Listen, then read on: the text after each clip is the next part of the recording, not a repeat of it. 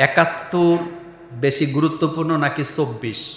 অনেকে বলছে জুলাই বিপ্লব হেরে যাচ্ছে, এই সম্পর্কে আপনার মতামত কি? শোনেন, ৭১-২৪ বিষয় না, বিষয় হলো প্রতিটা মুক্তি আনন্দের। বলেন, প্রতিটা মুক্তি কি আনন্দের। আপনার জীবনে আপনি যতবার যত কারণে খুশি হয়েছেন, একটাকে আরেকটা দিয়ে আপনি কখনো কি করতে পারবেন না, না আপনি এটাকে জাস্টিফাই করতে পারবেন না কোনটা বেশি আনন্দ ছিল। যেমন আমাদের জীবনে আমরা যখন প্রথম বাপ হই, আমাদের আনন্দটা কেমন ছিল বলেন তো? অনেক বেশি ছিল না? আমরা কিন্তু ঠেলার চোটে বডি যে আমার জীবনের সবচেয়ে বড় আনন্দ আমি যেদিন বাপ হয়েছে। আবার আমরা যখন এসএসসি পরীক্ষা দিয়ে রেজাল্ট পাইছিলাম, তখন আনন্দটা কেমন ছিল? এই আনন্দ, হাসি, কান্না এটা আসে কার পক্ষ থেকে? আল্লাহ পাকের পক্ষ থেকে। আপনাকে একটা কথা বলি, ৭১ সালে দেশ স্বাধীন হয়েছে মূলত, খুব মনোযোগ দিবেন, উল্টা বুঝছেন না, কথাটা শুনেন, এটা বলে শেষ করবো আজকে। ৭১ সালে দেশটা স্বাধীন হয়েছে কেন? পরাধীনতা থেকে মুক্তি পাওয়ার জন্য, যাতে করে আমরা আমাদের মতো করে জিনিসপত্র কম দামে কি করতে পারি, ব্যবহার করতে পারি। মনোযোগ আছে আপনাদের? আচ্ছা, ৭১ সালে কাগজের দাম মনে করেন 4 পয়সা ছিল, কথার কথা। তো 4 পয়সা, এখন আমরা আন্দোলন করে দেশ স্বাধীন করছি কেন? যে পাকিস্তান হওয়ার কারণে তারা আমাদের উপরে 4 পয়সা রাখছে, অথচ কাগজ তৈরি হয় আমাদের দেশে। যদি আমরা স্বাধীন হই তাইলে এটা 2 টাকায় খাওয়া যাবে বা পাওয়া যাবে। কয় টাকা? আরে 2 পয়সা। কয় পয়সা? কিন্তু আপনারা যারা মুরব্বী আছেন বলেন তো, স্বাধীনতার সাথে সাথে কাগজের দাম বাড়ছে না কমছে? 4 আনা থেকে চলে গেছে কয় আনা? 8 আনা। কথা কন না কেন? আমি তো আমার বাপের কাছে শূন্য বলতে, কয় আনা?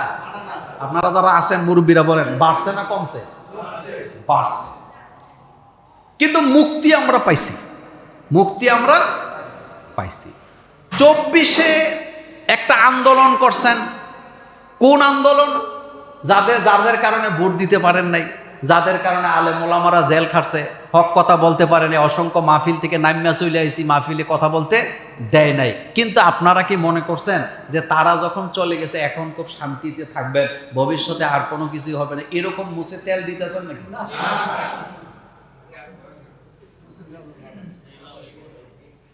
এটা সৃষ্টি পদ্ধতি। হযরতে আদম আলাইহিস সালাম হচ্ছেন সমস্ত মানুষের পিতা। আল্লাহ ইচ্ছা করলে আদম আলাইহিস সালামকে রেখে দিয়া কিয়ামত পর্যন্ত নবী বানায় রাখতে পারতো নাকি পারতো না? কিন্তু তিনি চলে যাওয়ার পরে আবার নবী আসছে, আবার নবী আসছে, আবার নবী আসছে। কোন নবী আইসা পৃথিবীতে শান্তি প্রতিষ্ঠা করে দিয়ে গেছে, এরপরে পৃথিবীতে আর অশান্তি হবে না? ব্যাপারটা কি এমন? রাসূল সাল্লাল্লাহু আলাইহি ওয়াসাল্লাম বলছেন বুখারীতে, খাইরুল কুরুনি কারণী, আমার যুগ সর্বশ্রেষ্ঠ যুগ। তো রাসূলের বিদায়ের পরে, সাহাবায়ে কেরামের বিদায়ের পরে পৃথিবীতে গন্ডগোল লাগছে নাকি লাগে না? আপনারা কি জানেন হযরতে আলী রাদিয়াল্লাহু তাআলা আনহুর অনুসারী এবং হযরতে আয়েশা রাদিয়াল্লাহু তাআলা অনুসারীদের মধ্যে একটা যুদ্ধ হয়েছে নাকি হয় নাই? কথা আসতে কয়, হয়েছে নাকি হয় নাই? তো হযরতে আলী রাদিয়াল্লাহু তাআলা আনহু আর হযরতে আয়েশা রাদিয়াল্লাহু তাআলা আনহার মান মর্যাদা আল্লাহর কাছে কম না বেশি? কিন্তু তারা যে যুদ্ধ লেগে গেল। 24 ৭১ বিষয় নয়, বিষয় হলো সোনার মানুষ যদি তৈরি করতে না পারেন, শান্তি পাবেন না। পৃথিবীতে আমরা অনেক সময় বলি অমুক দেশ অনেক শান্তিতে আছে। আচ্ছা বলেন তো, ওই দেশে পুলিশ আছে না, আইন আছে না, আদালত আছে না? তো শান্তিতে থাকলে আইন আদালতের দরকার নেই। পৃথিবীর কেউ শান্তিতে নাই। আপনি আপনার ঘরের মধ্যে তো শান্তিতে নাই। ছেলে একটা কয়, বড় ছেলে একটা কয়, মাইজাফুল আরেকটা কয়, মাইয়া একদিকে। ঘটনা সত্য না মিথ্যা? তা আপনি পৃথিবীতে শান্তি পাওয়ার চিন্তা আপনি করতে পারেন না। হ্যাঁ, একটা কাজ আপনি করতে পারেন, সেটা হলো শান্তির পক্ষে সবসময় সংগ্রাম করা লাগবে, সংগ্রাম করা লাগবে। এই কথাটা আমি এভাবে বলবো, কোন আন্দোলন ৭১ একটা দেশ স্বাধীন হয়েছে, আপনি এটাকে কিভাবে ছোট করবেন? একটা মানচিত্র পাইছেন, একটা পতাকা পাইছেন, একটা স্বাধীন রাষ্ট্র পাইছেন, একটা পাসপোর্ট পাইছেন, স্বাধীন পাসপোর্ট।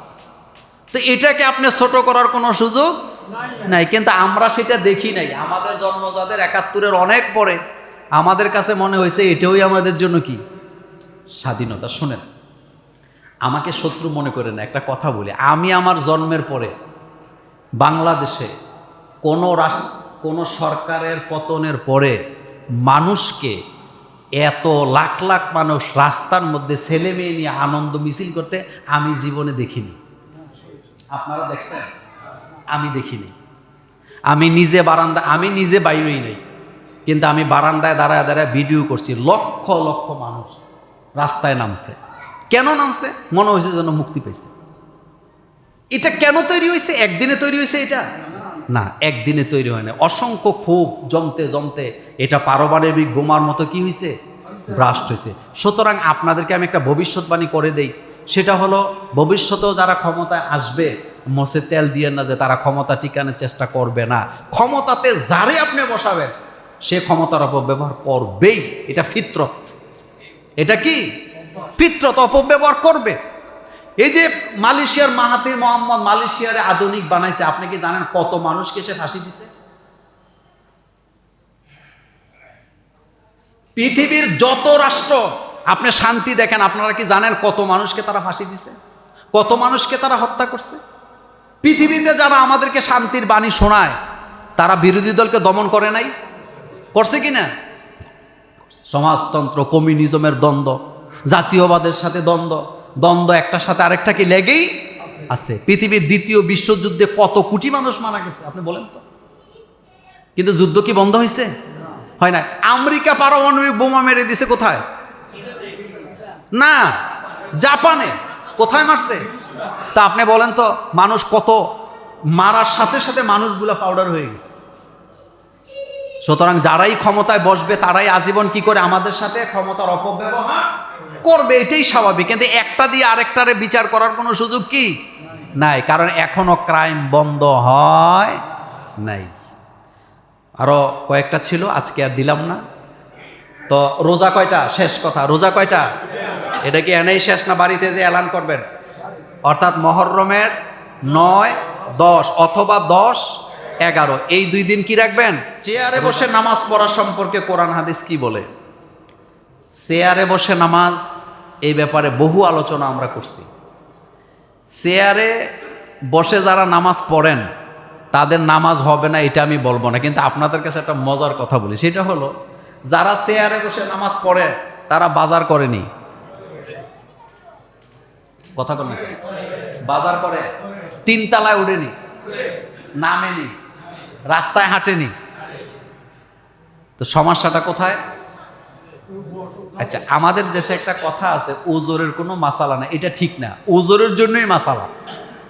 ওজোর যেখানে মাসালা, কেউ যদি তার পা বাঁকা করতে না পারে, মনোযোগ আছে নি? কেউ যদি তার পা বাঁকা করতে না পারে অথবা নিচে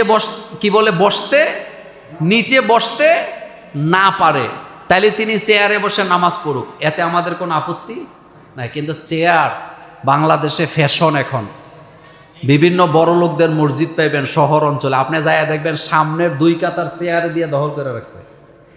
এরকম আসেনি? এরকম যারা করে গণহারে চেয়ার নিয়ে মসজিদের সবগুলা মসজিদ থেকে চেয়ারগুলো বাইর করে দেওয়া দরকার।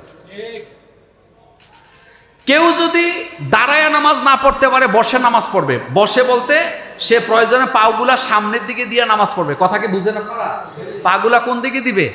সামনের দিকে দিয়ে নামাজ আদায় করবে। যদি বৈশা পড়তে না পারে শুইয়া নামাজ আদায় করবে। কিন্তু গণহারে চেয়ার মসজিদে ঢুকানো যাবে না।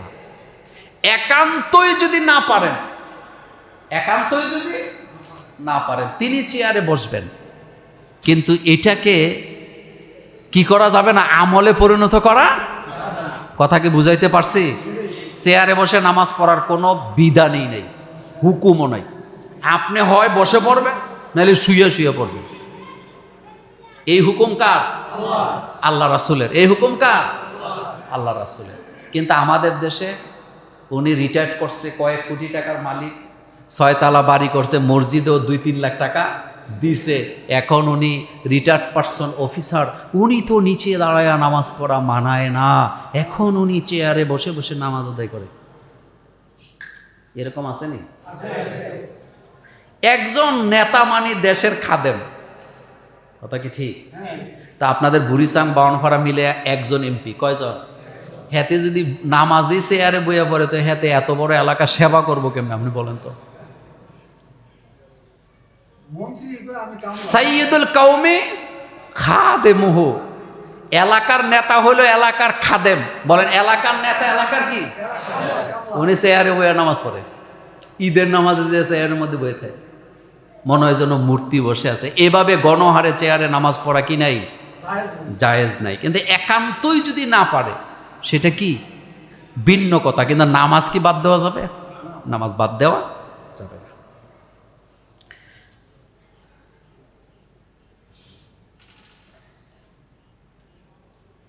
অনেকগুলো আছে, সবগুলা দেব